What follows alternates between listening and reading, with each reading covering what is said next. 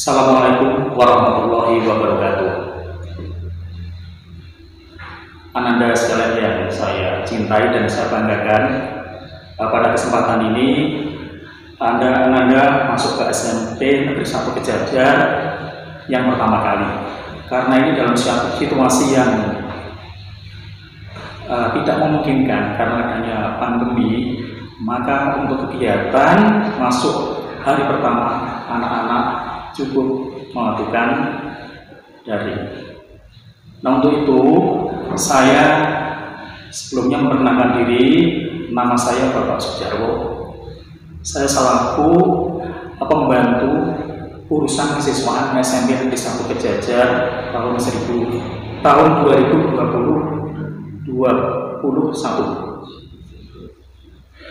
Dalam kesempatan ini saya akan menyampaikan materi kaitannya dengan kesiswaan, yaitu yang pertama materi pengenalan kegiatan pembinaan kesiswaan, dan nanti yang kedua kita lanjutkan dengan tata tertib peserta didik SMP Negeri 1 Kejajar.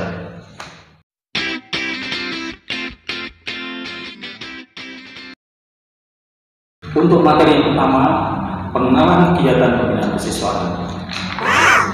Perlu diketahui anak-anak kan baru masuk ke SMP, otomatis perlu mengenal kegiatan-kegiatan yang ada di SMP Negeri 1 Kejajar. Nah, ini adanya kegiatan program pembinaan OSIS. OSIS adalah organisasi siswa intersekolah, yang artinya adalah organisasi siswa intersekolah yang bersifat kegiatan intern di sekolah. Tidak ada hubungan dengan organisasi OSIS di sekolah manapun, dan tidak menjadi bagian dari organisasi lain yang ada di luar sekolah.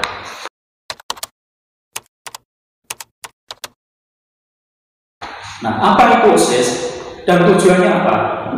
Tujuan OSIS, organisasi siswa intersekolah, yang pertama adalah mengembangkan potensi peserta didik, baik itu bakat, kemudian hal-hal yang Ananda punyai untuk bisa melaksanakan kegiatan-kegiatan yang positif. Yang kedua, memantapkan kepribadian peserta didik untuk mewujudkan ketahanan sekolah. Kemudian yang berikutnya adalah aktualisasi potensi peserta didik dalam pencapaian prestasi.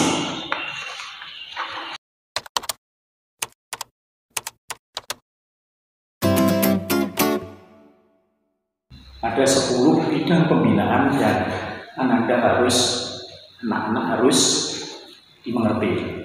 Yang pertama adalah pembinaan ketakwaan kepada Tuhan Yang Maha Esa. Kemudian yang kedua, pembinaan akhlak mulia dan pembinaan budi luhur dan akhlak mulia. Kemudian yang ketiga adalah pembinaan kepribadian. Yang keempat adalah pembinaan prestasi akademik dan non akademik. Kemudian yang kelima, pembinaan demokrasi, hak asasi manusia, dan pendidikan politik serta pendidikan lingkungan. Kemudian yang keenam, pembinaan kreativitas, keterampilan, dan kewirausahaan. Yang ketujuh, pembinaan kualitas jasmani, kemudian kesehatan dan gizi yang baik. Kemudian yang kedelapan, pembinaan sastra dan budaya. Yang kesembilan, pembinaan teknologi informasi dan komunikasi atau TIK. Dan yang ke-10 adalah pembinaan komunikasi dalam berbahasa Inggris. OSIS itu ada 4. Satu adalah pembina OSIS. Untuk tahun ini kebetulan pembina OSIS nanti adalah Bapak Ahmad Sairozi, SPD. Kemudian yang kedua adalah perwakilan kelas. Setiap kelas nanti harus mewakilkan 2 orang anak untuk menjadi perwakilan kelas di OSIS, sehingga kalau nanti ada permasalahan-permasalahan atau informasi dari OSIS bisa disampaikan kepada rekan-rekan di kelas masing-masing. Kemudian yang ketiga adalah pengurus OSIS. Dalam hal ini pengurus OSIS nanti anak-anak bisa mencalonkan diri jadi ketua pengurus OSIS semuanya, dan itu melalui pemilihan yang demokratis. Kemudian yang keempat adalah anggota OSIS. Anggota OSIS adalah semua siswa yang belajar di SMP Negeri 1 Pejajar ini dari kelas 1 sampai kelas 9. Itulah anggota OSIS. Dan anggota OSIS akan berakhir apabila anak-anak sudah lulus dari SMP Negeri 1 Pejajar.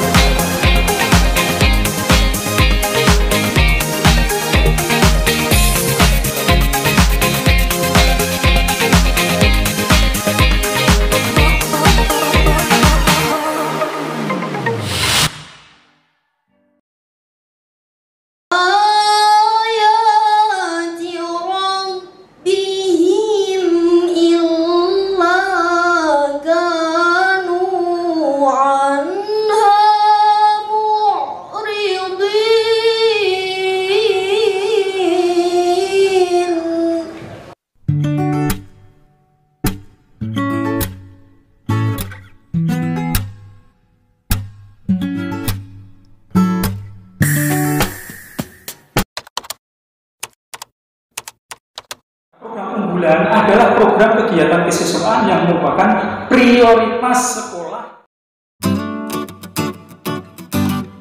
dengan fokus. Nah, fokusnya adalah satu, tercapainya sumber daya manusia yang kreatif, inovatif, intelektual, dan punya kekuatan moral. Yang kedua adalah fokus untuk bisa merubah peserta didik dari anak-anak yang pasif menuju anak-anak yang aktif.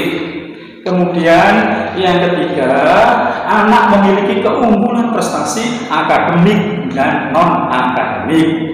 Kemudian fokus yang keempat adalah anak didik, peserta didik mampu berprestasi dalam kegiatan Olimpiade Sains Nasional, kemudian bisa berprestasi dalam kegiatan seni, MAPSI, Pokda, baik itu tingkat kabupaten, provinsi, dan nasional.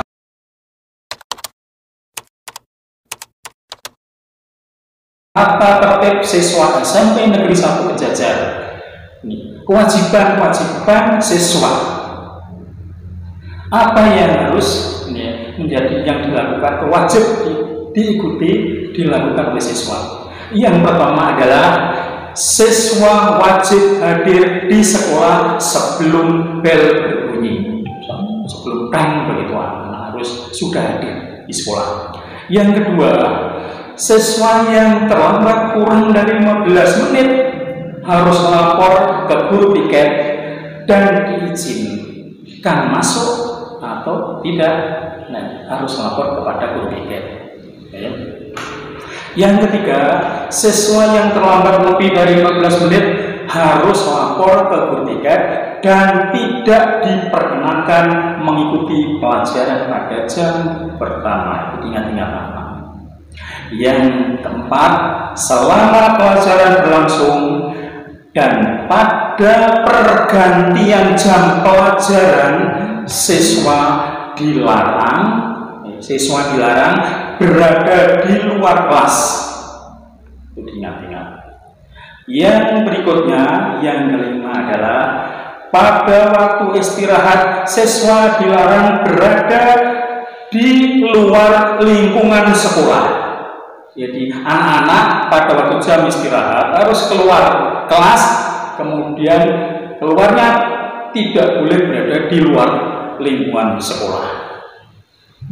Kemudian yang keenam, siswa wajib mengikuti upacara bendera. Ya, upacara bendera baik di hari Senin atau upacara-upacara bendera di hari-hari yang penting. Kemudian yang berikutnya, siswa wajib mengikuti peringatan hari besar nasional dan keagamaan. Yang kedelapan, siswa wajib menggunakan pakaian seragam sekolah dengan ketentuan sebagai berikut. Hari Senin dan Selasa, seragam OSIS beratribut lengkap, berdasi, bersepatu hitam, kaos kaki putih, ya. Kemudian bertopi. Topi dipakai pada waktu upacara. Kalau di dalam kelas, topi dilepas, diletakkan di meja. Kemudian yang berikutnya, untuk hari Rabu dan Kamis, satu, seragam ciri khusus beratribut lengkap. Ciri khusus apa? Seragam yang pengadaannya diadakan oleh sekolah, punya ciri khusus. Kemudian berdasi, sepatunya boleh bebas. Kemudian kaos kaki tetap putih, ya, pakai kaos kaki. Yang berikutnya adalah untuk hari Jumat dan hari Sabtu, seragam pramuka beratribut lengkap. Kemudian sepatu hitam, kaos kaki hitam, topinya juga topi pramuka, tidak topi untuk pakaian atau seragam OSIS. Ya.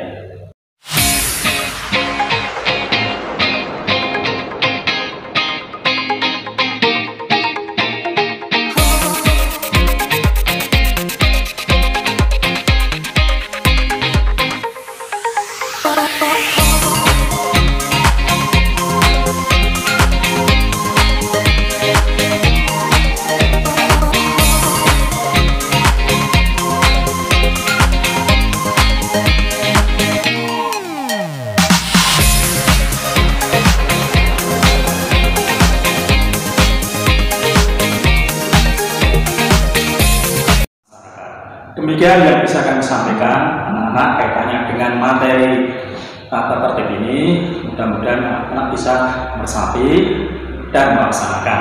Saya akhiri, wabillahi taufiq wal hidayah. Wassalamualaikum warahmatullahi wabarakatuh.